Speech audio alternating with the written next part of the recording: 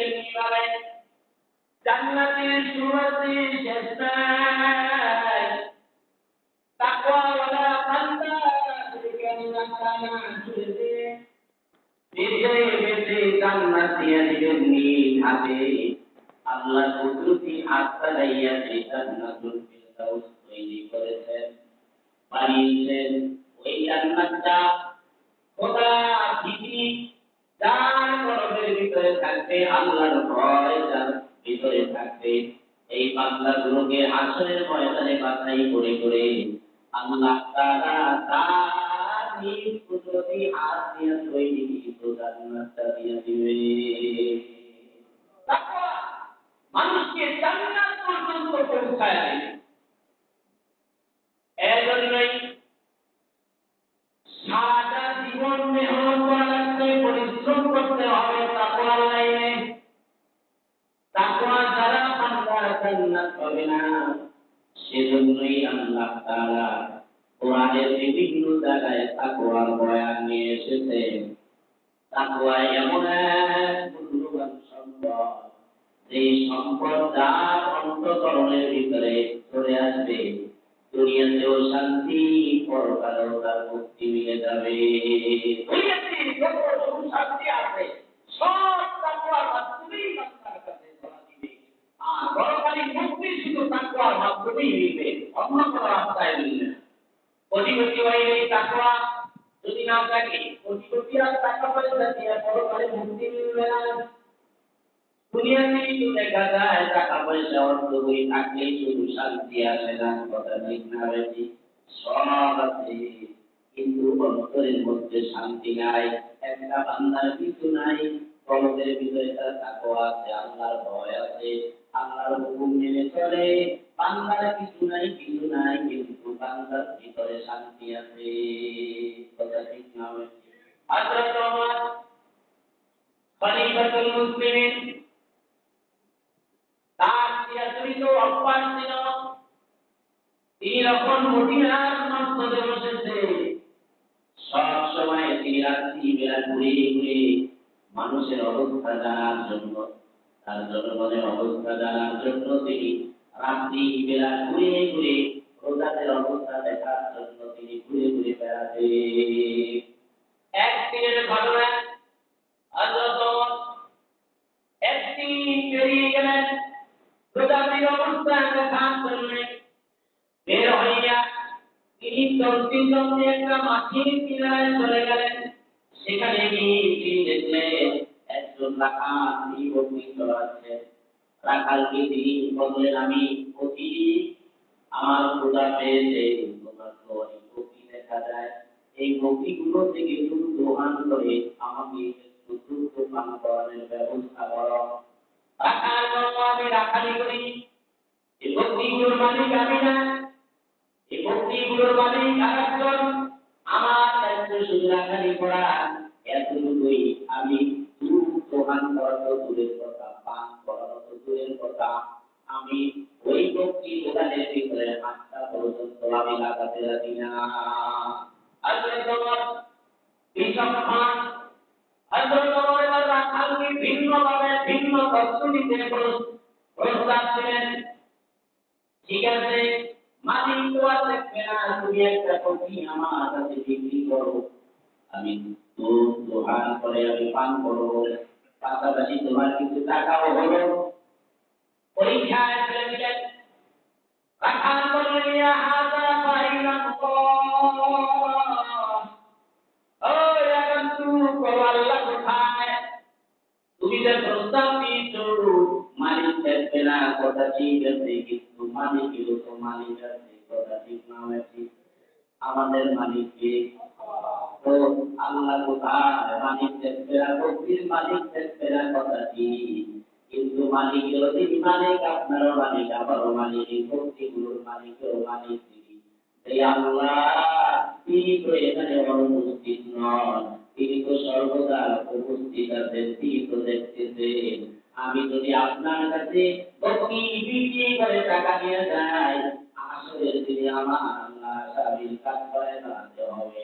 এই কথা বলে যখন রাখাল এই কথা বলে দিলেন, হযরত ওমর চিন্তা করলেন সাধারণ একজন খাবের কলিজার ভিতরে মিলিমিলি করে রবের কত ভয় ভয় থাকার কারণে আজকে সে আমার প্রস্তাব নাকচ করে দিয়েছে। একজন সাধারণ রাখালের ভিতরে যদি এমন আল্লাহর ভয় থাকে, বলেন যে বান্দাগুলো তারা কি গুনাহগার হতে পারে? দুর্নীতি ততদিনে বন্ধ হবে না যতদিন পর্যন্ত মানুষকে দিনের ভিতরে আল্লাহ তাআলার ভয় আসে। আল্লাহর ভয় আসলেই তখন মানুষ গুনাহের কাছ থেকে বাঁচতে পারবে। কথা ঠিক না নাকি? আল্লাহ যখন চলে আসলেন, এটা তো সাহাবায়ে কেরামের জীবনে অনেকটার ঘটনা। আমাদের লাইফের একজন আলেম আশরাফ আলী থানভী রাহমাতুল্লাহ আলাইহি, দেওবন্দের আলেম, অনেক মস্ত বড় বুজুর্গ ছিলেন। একটি কিতাব পাঁচ খবর থেকে মিরাজ যাবে, মিরাজ যে যাত্রা করবেন, সাথে সম্পূর্ণ কিছু দিলেন। পাঁচ খবরের সাথে আখের একটা আকিও ছিল, একটা বোঝা, যে জ্ঞান হারিয়েছে, জ্ঞান হারিয়ে আপনার একটা বোঝা সাথে ছিল, এটাও তিনি দিলেন। বুজুর্গ মানুষ সাথে সাথে মোটানো ছিল। তিনি টিকিট কাটলেন। এবারে ছেড়ে দিয়ে মালপত্র স্ত্রী মাপ দিলেন। এই ঘরের ভিতরে টিকিট কালো ছিল, তিনি টিকিট করে আগের বোঝাটা আপনার এই স্ত্রী উঠায় নেয়। ছোট একটা বোঝা, একটা মাপ দরকার নাই। তো আশরাফ আলী থানভী রাহমাতুল্লাহ আলাইহি সাথে সাথে বাধা দিলেন, বলেন না এটা মাপ দেন। টিকিট টেকা করলেন না, ওই কোনো সমস্যা নাই। আশরাফ আলী থানভী রাহমাতুল্লাহ আলাইহি বলেন না, সমস্যা আছে। বলে কি সমস্যা? আপনার সাথে আমি মিরাজ পর্যন্ত যাব, কেউ আপনাকে সমস্যা করবে না। আশরাফ আলী থানভী রাহমাতুল্লাহ আলাইহি বলেন, আরে বাবা আমি আরো বহু দূরে যাব। কোথায় যাবেন? মিরাজ পর্যন্ত যাবেন। বলে মিরাজ থেকে দিল্লি পর্যন্ত আপনার ট্রেন থামার সর্বশেষ ঘাঁটি ও পর্যন্ত যাবেন। তো আমি মিরাজ পর্যন্ত আর একজন টিকিট টিকাতে উঠবে, তাকে আমি বলে দিব যাতে আপনার আগে বোঝাটা যাতে মাপ না দেয়। আশরাফ আলী থানভী রাহমাতুল্লাহ আলাইহি বলেন, আরে বাবা আমি আরো বহু দূরে যাব। এবারে সবাই হতবাক হয়ে গেল। 3 লাখ স্টেশন, এরপরে তার ট্রেন চলবে না, রেলগাড়ি আর যাবে না। তাইলে হুজুর কি বলতেছে? তখন সবাই অবাক হয়ে গেল।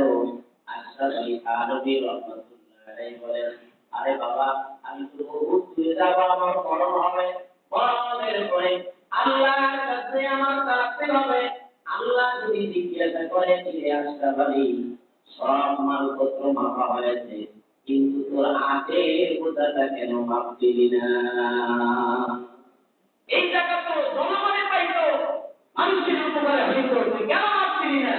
আমি তো সেই জায়গার কথা বুঝিয়েছি। আশরাফ আলী থানভী রাহমাতুল্লাহ আলাইহি বুঝাইলেন যে দিনের ভিতরে আল্লাহ তাআলার ভয় আর তাকওয়া কি জিনিস, যে ছোট থেকে ছোট একটা জিনিস এর মাপ না দিলে তো হয়, না দিলে কি হবে, এটা কে বাঁচাবে? কিন্তু তিনি এটাও বাধা দিয়ে যে না, রবের কাছে যদি আল্লাহ আমাকে এটাও জিজ্ঞাসা করে আমি কি জবাব দেব? আল্লাহ তাআলার ভয় আর তাকওয়া কতটা বেশি ছিল। অথচ এই মনীষীদেরকে এখন মানুষ গালি দেয়, এদের সমালোচনা করে। অথচ তারা তাকওয়ার লাইনে কতটা আগানো ছিল। ছোট্ট একটা জিনিস তারা তাকওয়ার লাইনে কতটা গুরুত্ব দিয়েছেন যে না আল্লাহর কাছে তো এটা আমার হয়তো জবাব দিটা করতে হবে না, আমি এটা এই ফিরে দিয়ে দিয়ে যেতে চাই না, আমি মাপ দিয়ে তারপরে টাকা পরিশোধ করে লাভ করে নিয়ে যেতে। সম্মানিত আছেন, তাকওয়া যদি অবলম্বন করেন ডাইরেক্টলি আল্লাহ তাআলার পক্ষ থেকে 4টা নগদ পুরস্কার আল্লাহ দিবেন। কয়টা? 4টা পুরস্কার আল্লাহ দিবেন। আল্লাহ সেই পুরস্কারের কথা সূরাতুল তালাকের মধ্যে দিয়েছেন। আল্লাহ বলেন ওয়াইয়াতাকিল্লাহা ইউকাফির আনহু সাইয়্যাতিহি ওয়া ইউ'তিহি লাহু আজরা। যেই বান্দা-বান্দী তাকওয়া অবলম্বন করে রোজা পালন করবে, সালাত আদায় করবে, গুনাহের কাজ থেকে বিরত থাকবে, যে তাকওয়া এই সম্পদ যার পরিবারের ভিতরে ধারণ করবে, আল্লাহ সর্বপ্রথম তার জীবনের গুনাহ মাফ করে দিবে। সুবহানাল্লাহ। এক নম্বর পুরস্কার। দুই নম্বর আল্লাহ বলেন ওয়ায়ুযিল্লাহু আজরা। আল্লাহ তাকওয়াওয়ালা বান্দাগুলোকে মহা পুরস্কারে পুরস্কৃত করবে, মহা পুরস্কার দিবেন তাকওয়া অবলম্বনকারী বান্দাদেরকে। দুই নম্বর গেল। তিন নম্বর নগদ পুরস্কার আল্লাহ দিবেন তাকওয়া অবলম্বনকারী বান্দা-বান্দীদেরকে। আল্লাহ বলেন ওয়ামান ইয়াত্তাকিল্লাহা ইয়াজআল লাহু মাখরাজা। যেই বান্দা-বান্দী আল্লাহকে ভয় করে গুনাহের কাজ থেকে বিরত থাকবে, তিন নম্বর পুরস্কার আল্লাহ দিবেন। দুনিয়াতে যত যাবতীয় মুসিবত আছে, মুসিবত থেকে নিষ্কৃতির পথ আল্লাহ বাতলায় দিবেন, পথ বের করে দিবেন। আয়াতের ব্যাখ্যা এসেছে দুনিয়ার যাবতীয় মুসিবত থেকে বাধা দিবেন, পরকালীন যত মুসিবত আছে আল্লাহ তা থেকে বান্দাকে বাঁচায় দিবেন। সুবহানাল্লাহ। দুনিয়ার যত মুসিবত, সব মুসিবত থেকে বের করার পথ বাতলায় দিবেন। আর পরকালীন মুসিবত হলো জাহান্নামে যাওয়া। ওই জাহান্নাম থেকে আল্লাহ তাকওয়াওয়ালা বান্দাগুলোকে বাছাই করে করে আল্লাহ জান্নাত দিয়ে দিবেন। তিনটা পুরস্কার দেব। চার নাম্বার পুরস্কার হলো যেটার জন্য আমরা মানুষ পর্যন্ত হত্যা করে ফেলি, পরের ক্ষতি করি, অন্যের ধ্বংস কামনা করি, কত কিছু করার চেষ্টা করি। আল্লাহ বলেন যদি তাকওয়া অবলম্বন করতে পারো, আমাকে ভয় করে গুনাহের কাজ থেকে বিরত থাকতে পারো, চার নাম্বার পুরস্কার হলো ওয়ারযুকুহু মিন হাইসু লা ইয়াহতাসিব। আল্লাহ বলেন এই বান্দা-বান্দী তাকওয়া অবলম্বন করবে, আমি চার নাম্বার পুরস্কার দিয়ে দিব, কল্পনার বাহিরে আমি রিজিক দিয়ে দিব। সুবহানাল্লাহ। কল্পনার বাহিরে যদি আল্লাহ রিজিক আমাদের দান করে, বলেন রিজিক নিয়ে আর কোনো টেনশন আছে? আর কোনো টেনশন? আল্লাহ বলেন তাকওয়া অবলম্বন কর, আমাকে ভয় কর, আমি এমন জায়গা থেকে তোমার রিজিকের ব্যবস্থা করব যেটা তুমি কষ্টির কালো কল্পনা করো না। সুবহানাল্লাহ। চারটা পুরস্কার দিবে যদি আমরা আল্লাহকে ভয় করে চলতে পারি। এক নম্বরে নিজেদের জীবনে গুনাহ মাফ করে দিবেন, তারপরে পরকালে মহা পুরস্কার দিবেন, তারপরে দুনিয়াতে সব ধরনের মুসিবত, সব ধরনের ক্ষতি থেকে আল্লাহ তাআলা তাকে মুক্ত রাখবেন, পরকালে মুসিবত থেকে আল্লাহ তাকে বাঁচায় দিবেন। আর দুনিয়াতে রিজিকের পেরেশানি তো, টাকা পয়সা অর্থ করে পেরেশানি তো, আল্লাহ তাআলা এটাও এমন জায়গা থেকে তোমার জন্য ব্যবস্থা করবে, অর্থ করবে, যেটা বান্দা তুমি কষ্টিন করো, চিন্তাও করো নাই, কল্পনাও করো নাই, এমন জায়গা থেকে আমি দিব। যেরকম হাদিসে এসেছে পাখির তো কোনো যোগ্যতা আছে নাকি? বলে পাখির কোনো যোগ্যতা আছে? একটা পাখি কোনো মাদ্রাসায় লেখাপড়া করে সার্টিফিকেট অর্জন করছে যে তার চাকরি করতে হবে না, কোনো টেনশন তো নাই। সে সকালবেলা তার বাসা থেকে বের হয়, তার বাচ্চাগুলোকে খাবার আমার জোগাড়ের জন্য, নিজের পেটে খাবার দেওয়ার জন্য ওই পাখিটা বের হয়। আল্লাহ বলেন, আল্লাহ রাসূল বলেন এই পাখিটাকে সারাদিন সে ঘুরতে থাকে খাবারের জন্য। আল্লাহ তাআলা এই পাখির পেট ভর্তি করে, শুধু পাখির পেট ভর্তি করে না, সারাদিনের এই নাচ ঘোরাঘুরির কারণে তার পেট আল্লাহ তাআলা ভরে দেন। সাথে সাথে তার বাসায় যে 4টা 6টা বাচ্চা আছে, এই বাচ্চাগুলোর পেট পর্যন্ত ভর্তি করে আল্লাহ তাআলা সন্ধ্যাবেলায় পাখিটাকে তার বাসায় ফেরত পাঠায়। এই বাচ্চারা তোমরাও যদি এই আমার উপরে তাকওয়া অবলম্বন করতে পারো, আমাকে ভয় করতে পারো, আমার উপরে ভরসা করো, তাওয়াক্কুল হাসিল করো, এই পাখিকে যেভাবে আমি কোনো যোগ্যতা ছাড়াই পাখির বাচ্চা সহ আমি যেভাবে রিজিক দেই, তোমাদেরকেও তার থেকে কল্পনার বাইরে আমি আল্লাহ তাআলা রিজিকের ব্যবস্থা করে দিই। এই তাকওয়া ছাড়া বলেন চলা গুনার কাছ থেকে বাঁচার কোনো পথ আছে? নাই। সুতরাং তাকওয়া অবলম্বন করতে হবে। সম্মানিত হাজির, সময় কম, কথা বেশি, টাকা দিতে হবে, ফেতরা দিতে হবে, সামনে ইতিকাফ আছে, ইতিকাফ করতে হবে, আবার লাইলাতুল কদর আছে, পুরা রমাদান মাস ইবাদতের মাস, এই ইবাদতের মাধ্যমে আমাদের রমাদানটা কাটাতে হবে, কথা ঠিক না বেশি? সম্মানিত হাজির, যাকাত তার উপরে ফরজ, তারা যাকাত দিবে। আজকে 99% মানুষ যাকাত দিতে চায় না, কথা ঠিক না বেশি? যদি 80% মানুষ যাকাত দিয়ে দিত, এই বাংলাদেশে একজন গরিব থাকতো না, কথা ঠিক না বেশি? কিন্তু আমরা যাকাত দিই না, বিভিন্ন সিস্টেমে আমরা এড়ায় যেতে চাই, কিন্তু যতই এড়াই কাজ হবে না। হাদিসে এবং কোরআনে বারবার যাকাত দেওয়ার কথা এসেছে। যাকাত না দিলে যে কত ক্ষতি, এটা যারা যাকাত দেয় না তারা হয়তো অনুভব করতে পারে না, কিন্তু আসলে যাকাত দেওয়ার মাধ্যমে মানুষের কল্যাণ, মানুষের মঙ্গল। যাকাত না দিলে মানুষের বহু ক্ষতি আছে। আসমান বৃষ্টি দিবে না, জমিন ফসল দিবে না, যদি মানুষ যাকাত দেওয়া বন্ধ করে দেয়, কথা ঠিক না বেশি? সম্মানিত হাজির, তাদের যাকাত ফরজ। যাকাতের নিসাবে নিয়ে বহুত কথা। 7.5 ভরি স্বর্ণ, 7.5 ভরি স্বর্ণ অথবা 52.5 তোলা রূপা, সমপরিমাণ নগদ অর্থ, ব্যবসায়ী মাল, এগুলো যদি কারো কাছে থাকে তাহলে যাকাত ফরজ। এখন বলবেন 7.5 ভরি স্বর্ণ তো আমার কাছে নাই, 52.5 তোলা রূপাও নাই, কিন্তু কম কম আছে।